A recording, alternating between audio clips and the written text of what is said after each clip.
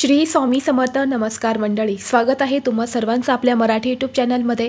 स्वामी महाराजांच्या कृपेने तुमच्या सर्व इच्छा पूर्ण हो हीच स्वामींच्या चरणी प्रार्थना करते आणि आज या नवीन व्हिडिओला सुरुवात करते. येत्या 17 जुलैला म्हणजेच बुधवारी या दिवशी आलेली आहेत आषाढी एकादशी. आषाढी एकादशी म्हणजे आषाढ महिन्यातील एकादशी तिथी. आषाढ महिन्यात किमान 2 एकादशी असतात. आषाढ शुद्ध एकादशी आणि आषाढ वद्य एकादशी अशा 2 एकादशी या महिन्यामध्ये असतात. आषाढ महिन्यातील शुक्ल पक्षातील एकादशीला देवशयनी आषाढी एकादशी म्हणतात. हा दिवस धार्मिक आणि आध्यात्मिक दृष्ट्या महत्त्वाचा मानला जातो. या आषाढी एकादशीच्या व्रतामध्ये सर्व देवतांचे तेज एकवटलेले असते. म्हणून सर्व एकादशींमध्ये आषाढी एकादशीच्या व्रताला अनन्यसाधारण महत्त्व आहे.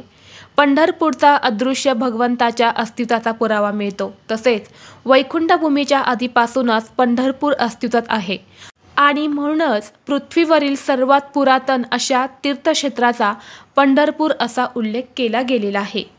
आणि या पंढरपूरचा विठोबा हा अवघ्या महाराष्ट्राचे दैवत असून आषाढी एकादशीला इथे वारकऱ्यांचा मोठा मेळा भरतो. महाराष्ट्राच्या कानाकोपऱ्यातून ठिकठिकाणाहून लाखो भाविक लोक विठ्ठल नामाचा गजर करीत आषाढी एकादशीला पायी चालत येतात आणि हिलाच आषाढी वारी असं म्हणतात. विठ्ठल नामाचा नामघोष करत अनेक वारकरी पायी या ठिकाणी अगदी भक्तिभावाने येऊन पोहोचत असतात. यानंतरनं चंद्रभागे स्नान करून विठ्ठलाचे दर्शन घेतात.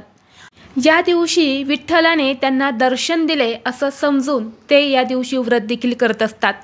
आणि म्हणूनच आपल्याला या आषाढी एकादशीच्या दिवशी ही एक चूक जी आहे तर ती अजिबात चुकूनही करायची नाही. जर तुम्ही आषाढी एकादशीचं व्रत केलं आणि ही एक चूक जर तुम्ही केली तर तुम्हाला या व्रताचं कुठलंही फळ जे आहे तर ते मिळणार नाही. आणि ही चूक जी मी तुम्हाला सांगणार आहे ही चूक 99% लोक करत असतात. आणि म्हणूनच अशी कोणती चूक आहे ती आपण या एकादशी दिवशी करायची नाही याबद्दलची संपूर्ण माहिती मी तुम्हाला आज या व्हिडिओमध्ये सांगणार आहे. तत्पूर्वी जर तुम्ही आपल्या चॅनलवरती नवीन असाल तर चॅनलला सबस्क्राईब करा आणि हा व्हिडिओ तुम्हाला आवडला तर लाईक करा आणि सोबतच बेल आयकॉनचं बटनही दाबा. म्हणजे जेव्हाही कधी मी नवीन व्हिडिओ अपलोड करेल त्याचं नोटिफिकेशन सर्वात अगोदर तुम्हाला भेटेल आणि तुम्ही एक पण व्हिडिओ मिस करणार नाही. आषाढी एकादशीच्या दिवशी तुम्ही उपवास केला नाही तरीही चालेल, पण ही एक चूक अजिबात करू नका. कारण भरपूर लोकांकडून ही एक चूक कळत ना कळत ही होतेच. म्हणजेच 99% लोकांकडून ही चूक जी आहे तर ती होत असते. आणि म्हणूनच मी तुम्हाला आज सांगणार आहे की आपल्याला ही चूक जी आहे तर ती करायची नाही. तर पहा, तुम्ही वर्षभरातील कोणतीही एकादशी केली नाही तरीही चालेल, पण वर्षातील आषाढी आणि कार्तिकी या दोन्ही एकादशी आवर्जून करा. कारण आपल्याला वर्षातील 24 एकादशी व्रताचा लाभ जो आहे तर तो होत असतो. आणि म्हणूनच अगदी लहान मुलांपासून ते मोठ्यांपर्यंत सर्वांनी या दिवशी न चुकता व्रत जे आहे तर ते करायचं आहे. आणि या व्रताच्या दिवशी आपल्याला कोणत्याही झाडाची हत्या ही करायची नाही. म्हणजेच कोणतेही झाड हे तोडायचं नाही.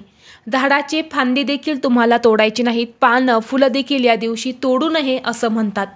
वास्तुशास्त्रानुसार सांगतात जर आपण एखाद्या झाडाचे पान फांदी तोडली तर त्याचे आपल्याला पाप लागते. मग तुम्ही म्हणाल की आपल्या विष्णूंना तुळस ही वाहायची असते, मग तुळशीची पानं आपण वाहत असतो. मग तुम्ही तुळशीची पाने ही अगोदरच्या दिवशीच तोडून ठेवायची आहेत. किंवा खाली पडलेली जी पानं असतात, गळून पडलेली पाने, ती देखील तुम्ही वाहू शकतात. म्हणजे भगवान विष्णूंना तुम्ही अर्पण करू शकता.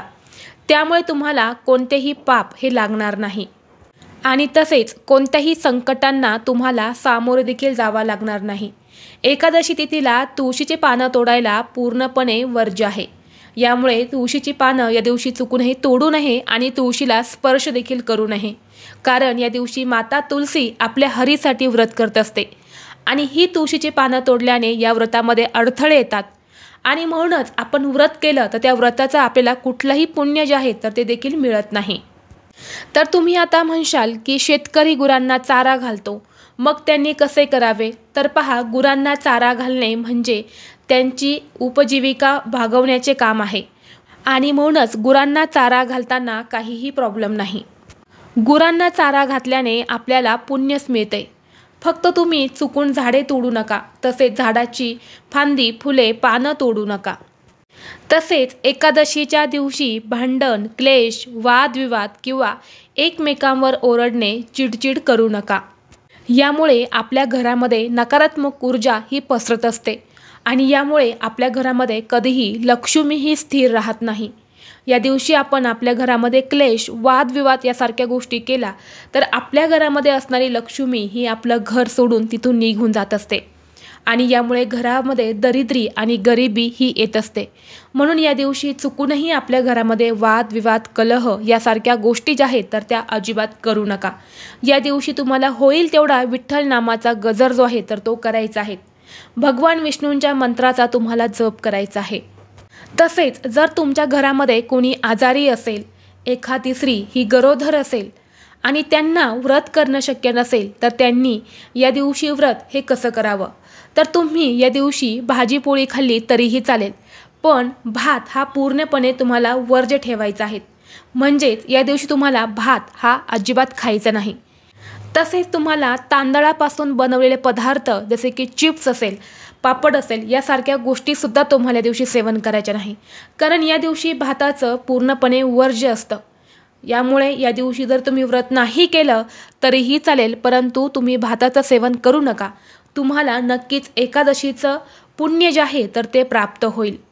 तसेच एकादशीच्या दिवशी आपण व्रत करत असताना काळ्या किंवा निळ्या रंगाचे कपडे हे परिधान करू नका, कारण तो अशुभ मानला जातो। यामुळे या दिवशी आपल्याला पिवळ्या किंवा लाल रंगाचे कपडे हे परिधान करायचे आहे। त्याचबरोबर या दिवशी जर तुमच्या घरावर एखादी गायी आली, पक्षी आले तर यांना आवर्जून तुम्ही हिरवा चारा, पक्ष्यांना धान्य खाऊ घाला। एकादशी तिथीला गायीची विशेष पूजा करायला महत्त्व दिलं जातं। या दिवशी गायीची पूजा केल्याने दारिद्र्य हे नष्ट होतं आणि सोबतच 33 कोटी देवतांची कृपा ही आपल्यावरती प्राप्त होत असते आणि यामुळे घरात सुख, शांती, समृद्धी ही नांदत असते। तर अशा पद्धतीने ह्या काही चुका आहेत तर या आवर्जून आपल्याला येत्या आषाढी एकादशीच्या दिवशी आवर्जून टाळायच्या आहेत। तुम्ही व्रत केलं किंवा नाही केलं तरीही चालेल, परंतु तुम्हाला या चुका ज्या आहेत तर त्या आवर्जून टाळायच्या आहे। तसेच या दिवशी तुम्हाला संपूर्ण दिवसभर ओम नमो भगवते वासुदेवाय नमः या मंत्राचा जास्तीत जास्त जप करायचा आहे।